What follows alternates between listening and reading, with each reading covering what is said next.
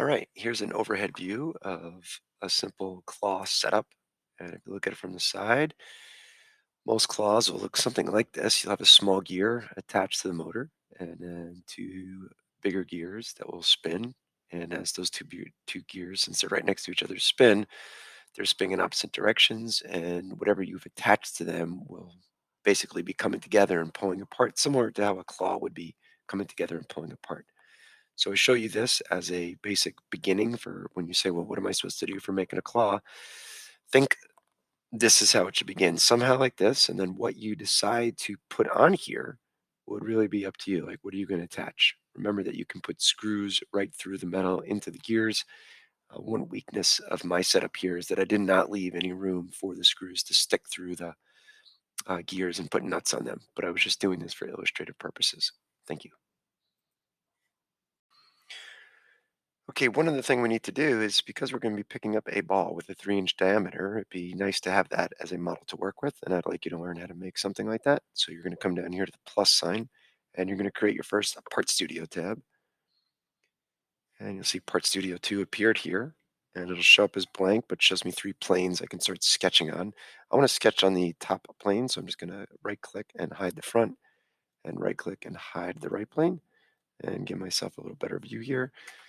Then I'm going to hit the sketch tool and I'm going to sketch on this plane. So I click it and you'll see all these different things then become active. So I want to circle. I'll go to the origin and drag it out a bit. And then I'll type 3, or actually, sorry, click it and then type 3. And that'll set my diameter to exactly 3 inches.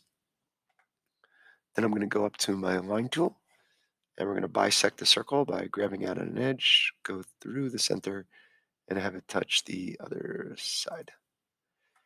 Come up to my trim tool. I'm going to click that, hit this side or the other side, and I've basically bisected it. And the last part of this is hit the revolve tool. Hit revolve. It's already showing me the face that I want to revolve. It's already by default selected that. And if it didn't for you, please do so. Then it's asking me what's the axis, and the axis I want to revolve about is this. And right away, I've got myself a 3-inch diameter ball. So I'm just going to hit check. I'll then rename this as the 3-inch ball, so I know where it is. And if I go to my assembly 6 now, where I had the beginnings of a claw, and now I go to insert, I should be able to find what I just made by typing 3-inch, and there it is. If I hit 3-inch ball, I now have a 3-inch ball that I can place into my build and make this a little easier.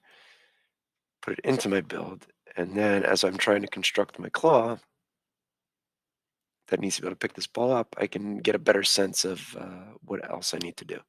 So, of course, sometimes it's hard to tell where the ball is. You might want to bring it down. You might want to attach it to another piece of metal, like fasten it so it stays in place. And then think about what you would do to this claw mechanism to be able to grab that. Best of luck.